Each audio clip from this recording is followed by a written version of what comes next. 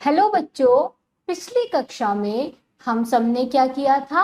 पाठ 11 विलोम शब्द। आज हमारा पाठ है पाठ 12 पर्यायवाची शब्द।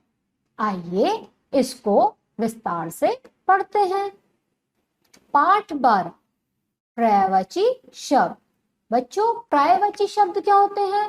पर्यायवाची शब्द वे होते हैं जिनके अर्थ क्या होते हैं? समान। आइए इसको विस्तार से पढ़ते हैं। देखिए, पढ़िए और समझिए। यहाँ पे क्या दिया है? यहाँ पे हमें कुछ चित्र दिए हैं। पहला क्या दिख रहा है हमें? आग जल रही है। तो आग का इन्होंने क्या बताया है? आग, पावक, अनल, अग्नि। इसके कितने सारे समान अर्थ हैं? अब दूसरा पिक्चर में हमें क्या दिया है? एक फूल है, तो फूल के हमें क्या दिया है? पर्यायवाची शब्द। जैसे आप देखो क्या क्या, पुष्प, कुसुम, सुमन, फूल। एक के यानी कि कितने समान अर्थ हो गए। अब हम आगे की पिक्चर देखते हैं, उसमें क्या दिया है? एक बगीचा दिया है। बगीचे के क्या क्या पर्यायवाची होते हैं बच्चों? उपवन, बाग, बगीचा, उद्यान। अब आगे की पिक्चर में हमें क्या दिया है? एक वृक्ष दिया है। वृक्ष के कितने सारे पर्यायवाची हैं? आइए देखते हैं। वृक्ष, तरु, पेड़, पादप।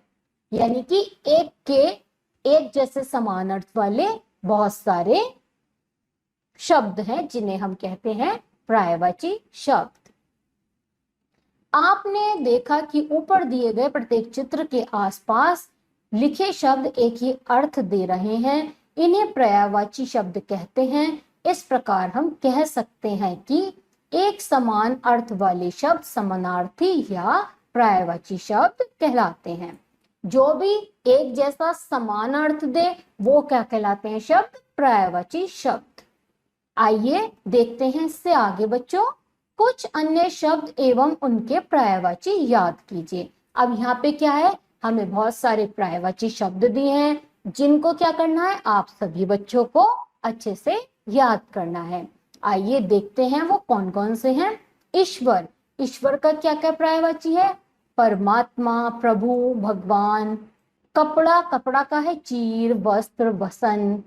ऐसे इसके आगे क्या है? आकाश, आकाश का क्या है? गगन, नभ, आसमान। शाम का संध्या, सवेरा, साय। सुबह का प्रातः, सवेरा, भोर। माता का मैया, जननी। पक्षी का खग, विखग। पुत्र का बेटा, सुत। चंद्रमा का चांद, शशि। दिन का दिवस, दिवा। और धरती, पृथ्वी का भूमि, धरती। बादल का मेघ, घन। ऐसे ही यहाँ पे हमें इतने सारे ये पर्यायवाची शब्द भी हैं। वायु का पवन, हवा, समीर।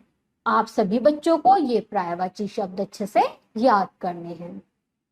अब इसी के साथ हमने बच्चों इस पाठ में क्या सीखा? हमने सीखा पर्यायवाची शब्द। और पर्यायवाची शब्द क्या होते हैं? जो शब्दों का समान अर्थ देते हैं। यानी एक समान अर्थ वाले शब्दों को पर्यायवाची या समानार्थी शब्द कहते हैं। अब बच्चों इसी के आधार पर आता है हमारा क्या? अभ्यास कार्य। अभ्यास कार्य में क्या है? अब बताइए में क्या दिया है हमें? प्रश्न दिया है, निम्नलिखित के दो दो पर्यायवाची शब्द लिखिए। हम यहाँ पे हमें कुछ पर्यायवाची दी हैं, उनके हमें पर्यायवाची शब्द लिखने हैं दो दो। आइए देखते हैं क्या क्या। पहला है ईश्वर। तो ईश्वर का क्या क्या हो सकता है? ईश्वर का हो सकता है भगवान और प्रभु। दूसरा क्या है? माता। माता का क्या क्या हो सकता है बच्चों? माँ और जननी। इसके आगे क्या दिया है? पक्षी। पक्षी का क्या हो सकता है? विहग और खग। और बच्चों चौथा क्या है? वायु। वायु क्या क्या हो सकता है? समीर और हवा। इसी के साथ बच्चों हमारा पाठ यहाँ पे समाप्त होता है। बच्चों यहाँ पे हमारा पाठ पर्यायवाची शब्द समाप्त होता है। मुझे लगता है आप सभी बच्चों को ये पाठ पर्यायवाची शब्द का बहुत ही अच्छे से समझ में आया होगा।